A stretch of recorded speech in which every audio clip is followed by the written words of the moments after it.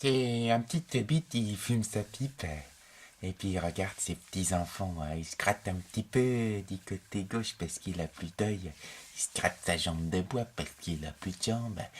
Et il regarde sa petite main métallique et le cadeau d'un archimage.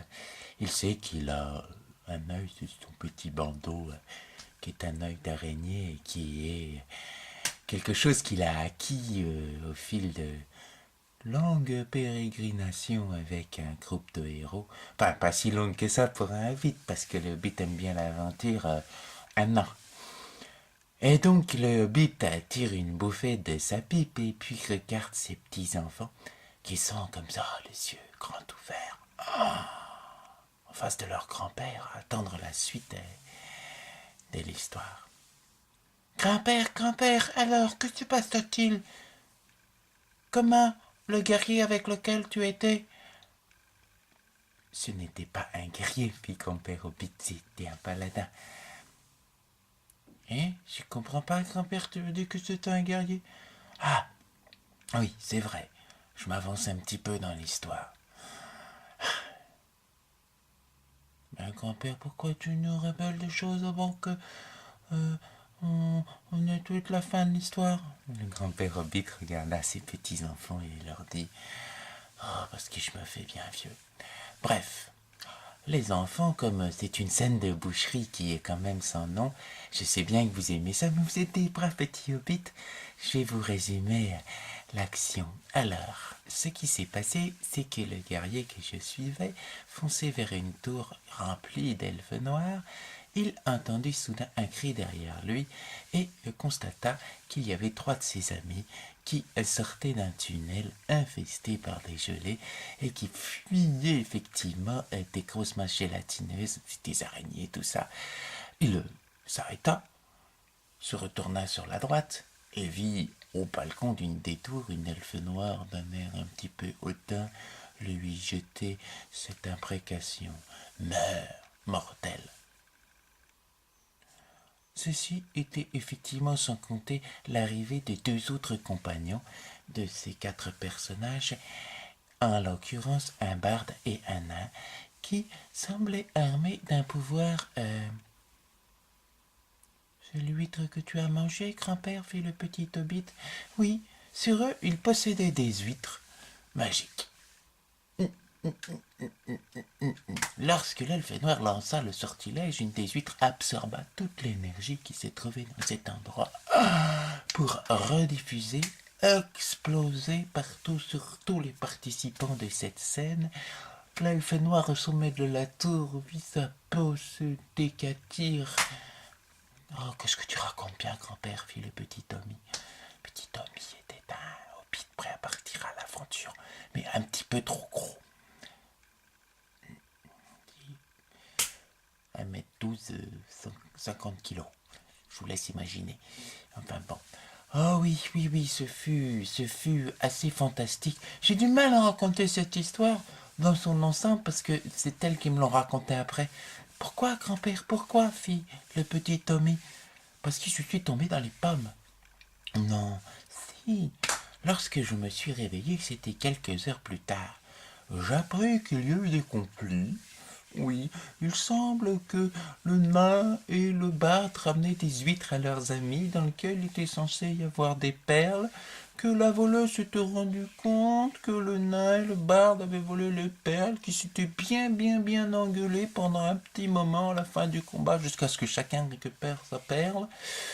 Et que finalement, moi, je sais pas, dans un accès de terreur, visiblement, je vais manger les huîtres, ce qui m'avait donné les pouvoirs que j'ai à ce moment. Et le petit Tommy demanda: C'est ton œil d'araignée, c'est ça, grand-père? Oui, les énergies ont été redistribuées. J'ai un petit peu acquis l'énergie des elfes noirs. C'est pour ça que vous tissez des toiles de temps en temps en dormant.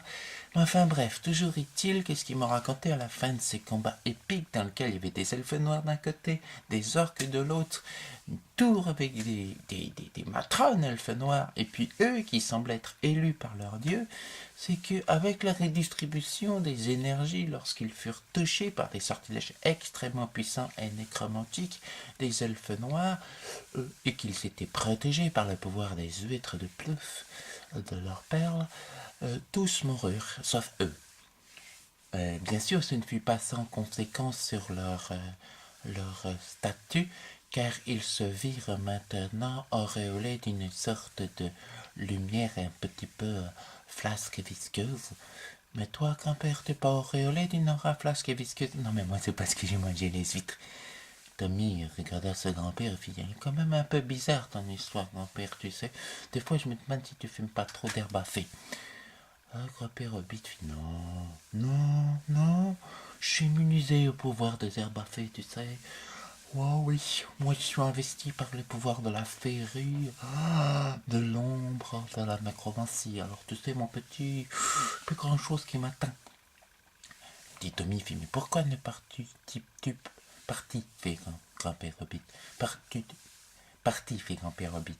Pourquoi tu n'es pas parti en aventure aussi longtemps avec eux? Grand-père Hobbit fit, parce que ce n'était pas mon histoire. Cela dit, j'avais toujours un œil sur eux, et je suivis leur chronique de près. Je fus transformé en messager des dieux.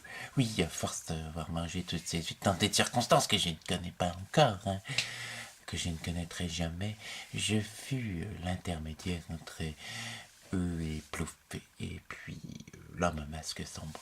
Oh, qu'est-ce que c'est beau comme histoire! Qu'est-ce que c'est beau, fit le petit Tommy. Un jour, moi aussi, je serai prêtre de Plouf et de l'homme au masque sombre. Non, il faudra que tu fasses un choix. Ce sont des dieux différents. Enfin, je crois, fit grand-père Hobbit.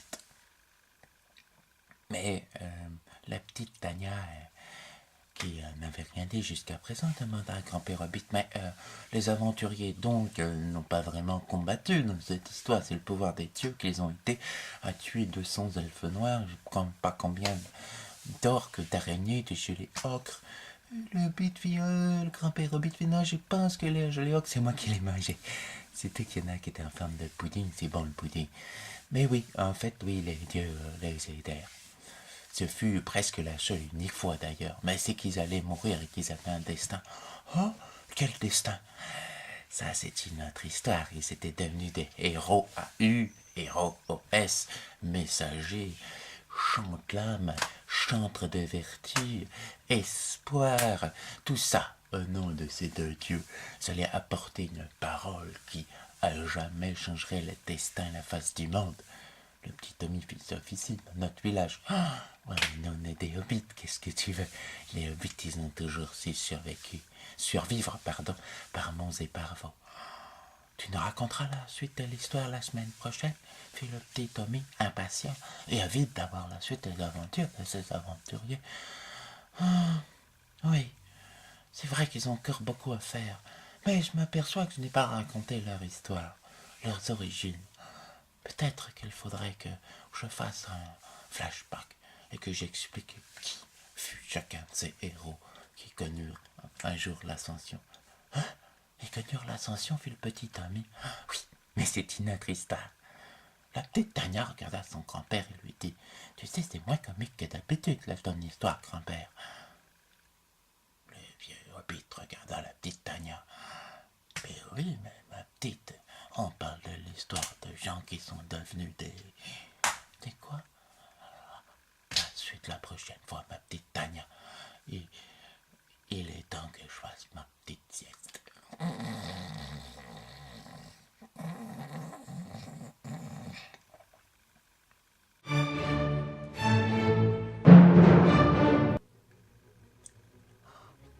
Mais la prochaine fois, on reprend les choses après cette épique bataille que malheureusement je n'ai pas pu raconter à cause de ce connard de Hobbit qui est tombé dans les pommes pendant. Les Hobbits, c'est vraiment nul dans une équipe d'aventuriers. Il ne devrait pas y en avoir. C'est peut-être pour ça qu'ils n'ont pas gardé le Hobbit en équipe. Hein, c'est peut-être pour ça. Ah.